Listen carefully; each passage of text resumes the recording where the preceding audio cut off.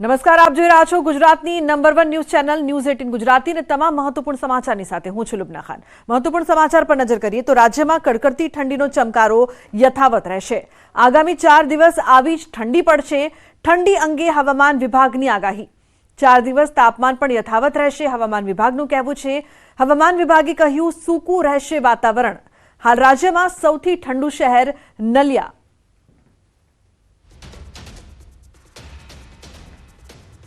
अगर हम गुजरात रीजन के फोरकास्ट की बात करें तो अगले 4 से 5 दिनों तक जो है गुजरात में मोस्टली जो है तापमान नोलार चेंज में रहेगा। और अगर हम बात करें विंड की तो wind mostly north easterly to northerly जो है प्रिवेल करेगी गुजरात में एज वेल एज कोस्टल दोनों जगहों में। और कोस्टल के लिए जो विंड स्पीड हमने दी है वो 15 नॉट्स के आसपास रहेगी। और अगर हम बात करें रियलाइज टेम्परेचर की तो अहमदाबाद में जो मिनिमम टेम्परेचर रियलाइज हुआ है वो 14.5 है और गांधीनगर में जो रियलाइज हुआ है वो 13 डिग्री सेल्सियस जो है रिकॉर्ड किया गया है। जिसमें अगर पूरे गुजरात में न्यूनतम तापमान की बात करें तो नलिया में 8.2 डिग्री सेल्सियस रिकॉर्ड किया गया है। तो हवे बात करीशुं દીપડાની દહેશતની।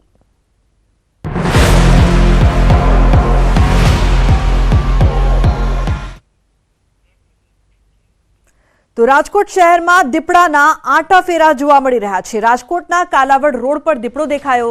રાજકોટનો ધમધમતો વિસ્તાર છે કાલાવડ રોડ। 1 જાન્યુઆરીના મોડી રાત્રે હોટલ પાસે દીપડો પહોંચ્યો હતો। તો કાલાવડ રોડ પર દીપડો પહોંચ્યા હોવાની ઘટનાથી લોકોમાં ફફડાટ ફેલાયો। સીસીટીવી ફૂટેજમાં દીપડો હોવાનો મળ્યો છે પુરાવો। આરપીજે હોટલ નજીક દીપડો આવ્યો હોવાના વધુ એક સીસીટીવી ફૂટેજ પણ સામે આવ્યા છે।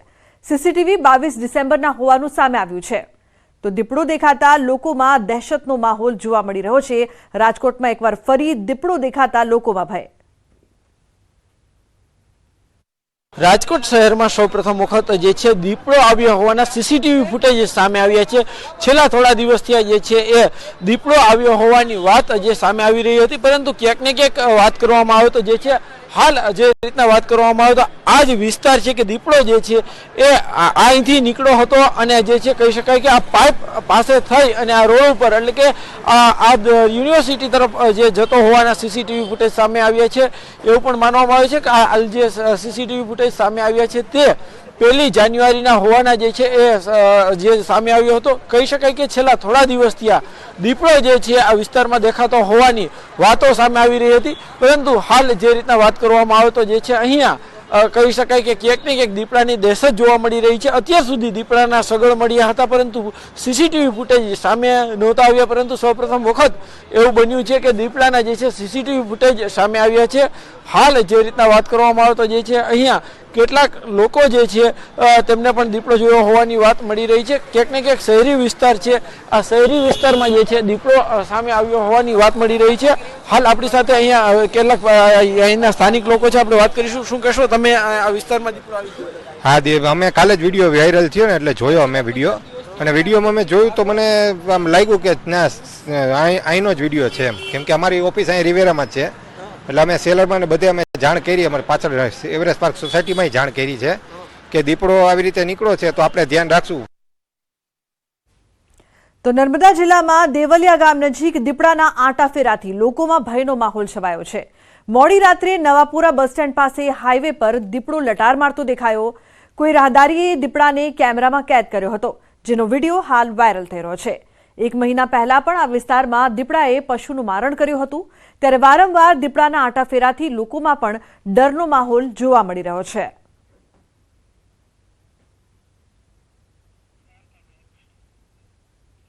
બીજી તરફ દ્વારકાના ખંભાળિયામાં શ્વાનનો આતંક જોવા મળ્યો। ખંભાળિયા શહેરમાં રખડતા શ્વાને હુમલો કર્યો। નગરગેટ વિસ્તારમાં શ્વાને મહિલાને બચકા ભર્યા। મહિલાને ગંભીર ઇજાઓ પહોંચતા હોસ્પિટલ ખસેડાઈ છે। પગના ભાગે મહિલાને 8 થી વધુ ટાંકા આવ્યા છે। શ્વાનના આતંકથી વિસ્તારમાં હાલ ભયનો માહોલ છે। તો રખડતા શ્વાનના ત્રાસથી લોકોને બહાર નીકળવું પણ મુશ્કેલ બન્યું છે।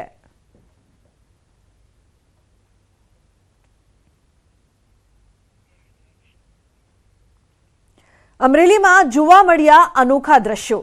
અહીં એક સાપ અને નોળિયાની લડાઈના લાઈવ દ્રશ્યો જોવા મળ્યા। તુલસીશ્યામ રેન્જના હનુમાનગાળા ગેટ પાસે સાપ અને નોળિયાનું યુદ્ધ જામ્યું હતું. બાબરપરા રેવન્યુ વિસ્તારમાં સાપ અને નોળિયા વચ્ચેની લડાઈ જોવા મળી. હનુમાનગાળા નાકા પરના આઉટસોર્સ કર્મચારીએ મોબાઈલમાં આ લડાઈ કેદ કરી. હનુમાનગાળા દર્શને જતા લોકોએ પણ આ 20 મિનિટ સુધી સાપ અને નોળિયાની લડાઈ જોઈ હતી. સાપ અને નોળિયાની લડાઈનો વિડીયો હાલ સોશિયલ મીડિયામાં વાયરલ થયો છે.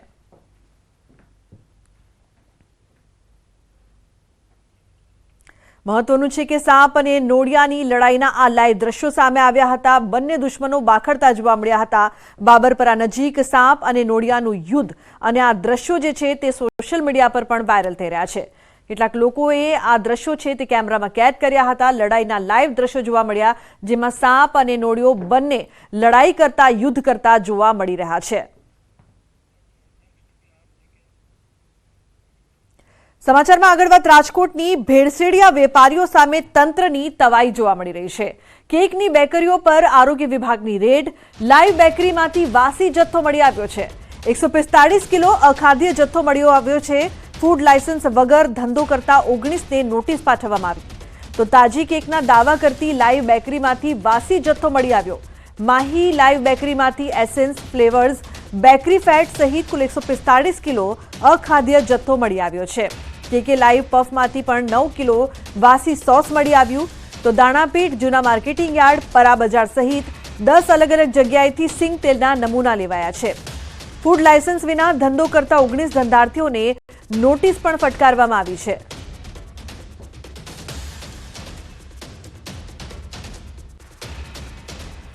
ચાલીસથી વધારે બેકરી પ્રોડક્ટ્સ બનાવતી જે ફૂડ બિઝનેસ ઓપરેટર છે એમને ત્યાં સ્થળ મુલાકાત કરી છે અને મોટી માત્રામાં સેમ્પલ કલેક્શન પણ કરવામાં આવે છે. આ ઉપરાંત અખાદ્ય જથ્થો છે એનો નિકાલ પણ કરવામાં આવે છે.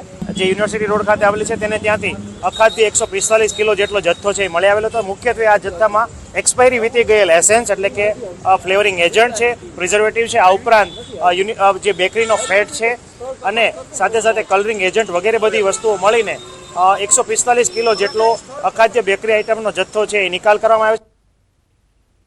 તો હવે વાત કરીએ દીકરીઓના દુશ્મનની.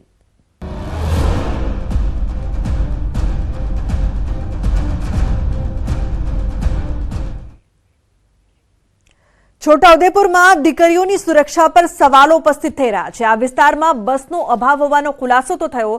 ડીઓએ પોતે સ્વીકાર કર્યો કે એસટી બસ નથી.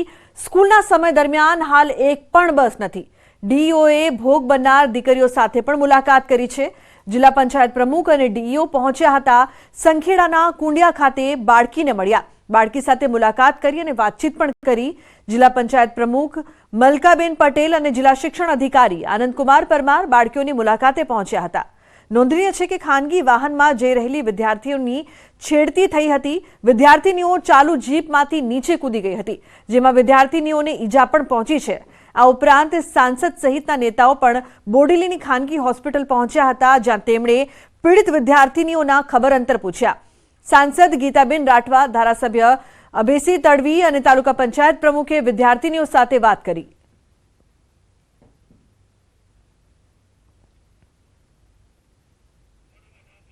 મહત્વનું છે કે દીકરીઓની સુરક્ષા પર તો સવાલ ઉપસ્થિત થઈ રહ્યા છે, પરંતુ અહીં બસનો અભાવ હોવાનો પણ ખુલાસો થયો.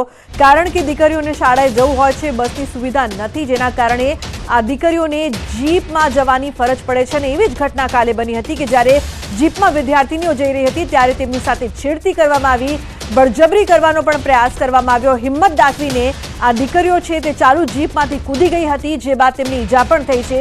અને અત્યારે જે તમામ સાંસદ ધારાસભ્યો છે તે તેમને મળવા માટે પહોંચી રહ્યા છે.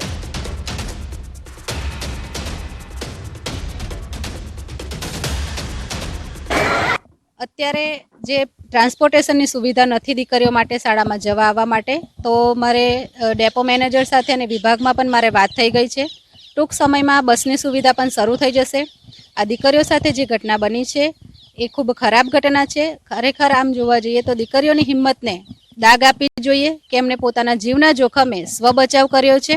અને આવું ફરીથી ન બને એ માટે તમામ વહીવટીતંત્ર, તમામ પદાધિકારી અમે સૌ ખૂબ પ્રયત્ન કરી રહ્યા છે. ટૂંક સમયની અંદર પણ જેટલા વિસ્તારોમાં બસની સુવિધા નથી એ વિસ્તારોની અંદર બસની સુવિધા મળે એના માટેના અમારા સઘન પ્રયાસો રહેશે. હાલમાં તો આ રૂટ ઉપર શાળાના સમય દરમિયાન લગભગ એક પણ બસ નથી. હા, પણ ટૂંક સમયની અંદર બસ શરૂ થાય એના માટેના અમારા સંયુક્ત પ્રયત્નો છે. તો છોટાઉદેપુરમાં દીકરીઓની અસલામતીના કેસમાં મોટી ખબર. વિદ્યાર્થીનીઓની છેડતી થતા ચાલુ વાહને કૂદી હતી. માત્ર છેડતી નહીં, આરોપીઓએ દીકરીઓને લૂંટી પણ લીધી. દીકરીઓ પાસે રહેલા પૈસાની ચલાવાઈ હતી લૂંટ. છેડતીના ડરથી 7 જેટલી દીકરીઓ કૂદી પડતા ઈજા પહોંચી છે. 2 દીકરીઓ ગંભીર રીતે ઈજાગ્રસ્ત પણ થઈ છે. જીપ ઊભી રાખવા આજીજી કરી પણ ડ્રાઈવરે ન રોકી. સંખેડા પોલીસે વાલીની ફરિયાદ લઈને કાર્યવાહી કરી છે. તો ખાનગી જીપમાં છેડતીનો આરોપ, 2ના નામ ખુલ્યા. છેડતી કરનાર એક આરોપીની અટકાયત પણ કરાઈ છે. શાળાના અભ્યાસ કર્યા બાદ ઘરે પરત ફરતી હતી વિદ્યાર્થીનીઓ ખાનગી વાનમાં પાછળ બેઠી હતી. વાલીઓએ કહ્યું કે બસ નથી આવતી, તે જલ્દી મૂકો. ઈજાગ્રસ્ત દીકરીઓ હોસ્પિટલમાં સારવાર માટે દાખલ છે. વિદ્યાર્થીનીઓ કૂદી ગઈ પછી અકસ્માત સર્જાયો હતો. મળતી જાણકારી પ્રમાણે પિકઅપ વાનમાં આગળની કેબિનમાં ડ્રાઈવર સહિત 3 તેમજ પાછળ 2 અન્ય વ્યક્તિઓ બેઠા હતા. વિદ્યાર્થીનીઓ બેસી ગયા બાદ ડ્રાઈવરે ગાડી પૂરપાટ ઝડપે ભગાવી હતી.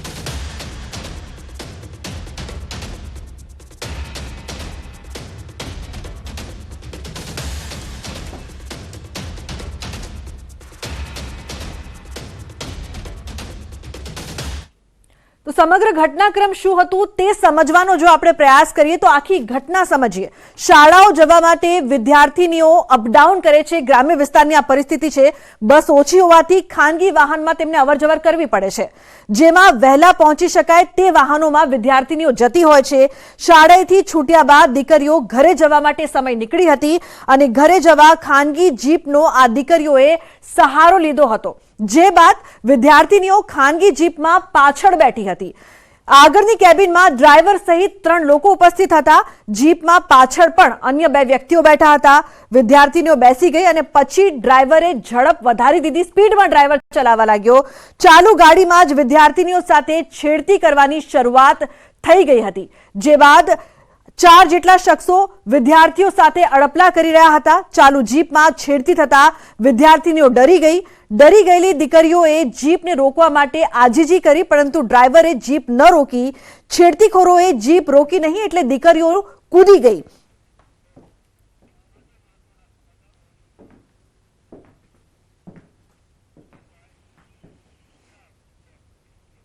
અન્ય મહત્વના સમાચાર પર નજર કરીએ. કબૂતરબાજીમાં વધુ એક મોટો ખુલાસો થયો છે. ચેન્નઈ અને મુંબઈ સુધી પહોંચી છે તપાસ.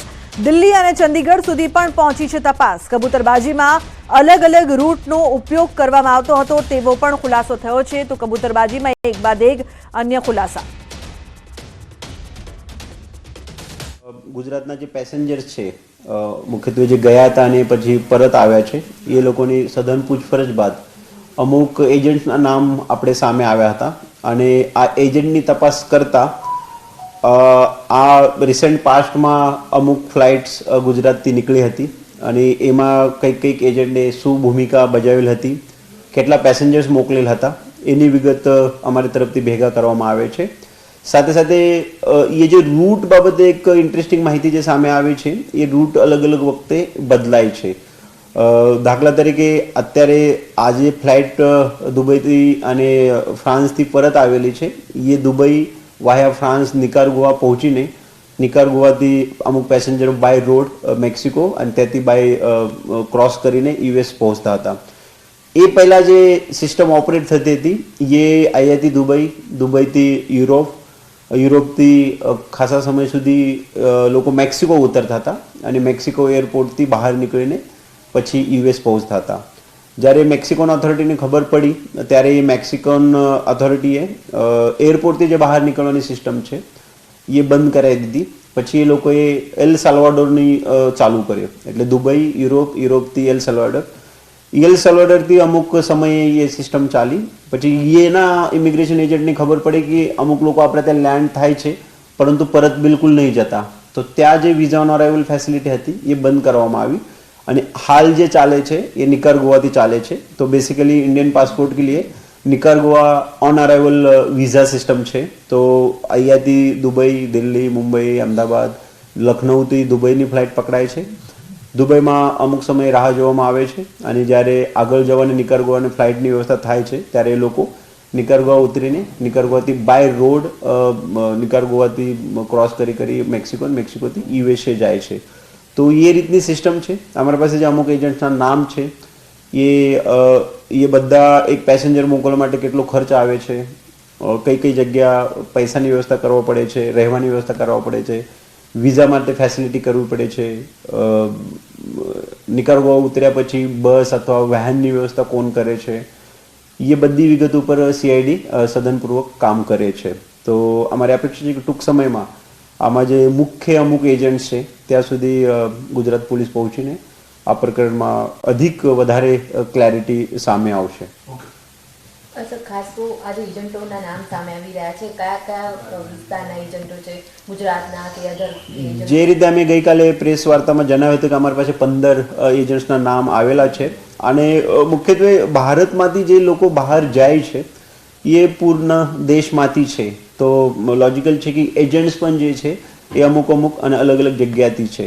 આપણે હાલ ગુજરાત સ્પેસિફિક પેસેન્જરને જે ફોકસ કરીએ છીએ, જે ગુજરાતના એજન્ટ છે, આ સેન્ટ્રલ ગુજરાતના અમદાવાદ બેઝ બેસિકલી, એના સિવાય જે અમુક મોટા મેટ્રો છે, મુંબઈ છે, દિલ્હી છે, ચંદીગઢ છે, અમદાવાદની મેં કીધું, ચેન્નઈ છે, ત્યાંના પણ અમુક લોકો ઉપર અમારો વોચ છે અને તપાસમાં અમે અમુક માહિતી પણ મળીએ છીએ. તો જરૂરત મુજબ એ લોકોની પણ તપાસ હાથ ધરવામાં આવશે અને જરૂરત મુજબ આપ લોકો સાથે શેર પણ કરવામાં આવશે. Thank you. તો દિલ્હી અને ચંદીગઢ સુધી તપાસ પહોંચી છે. એક બાદ એક જે તાર જોવા મળી રહ્યા છે. દુબઈથી ફ્લાઇટ કઈ રીતે ગઈ હતી, નિકારાગુઆથી મેક્સિકો જાય છે પ્રવાસી, અને કબૂતરબાજીમાં જે સંડોવાયેલા છે મેક્સિકોથી પછી અમેરિકા પહોંચે છે. ચેન્નઈ અને મુંબઈ સુધી પણ આ તપાસમાં કેટલાક મહત્વના ખુલાસા સામે આવી રહ્યા છે. તો કબૂતરબાજીને લઈને તપાસનો ધમધમાટ ચાલી રહ્યો છે. દુબઈ જવાની રિટર્ન ટિકિટ કેન્સલ કરાતા હતા.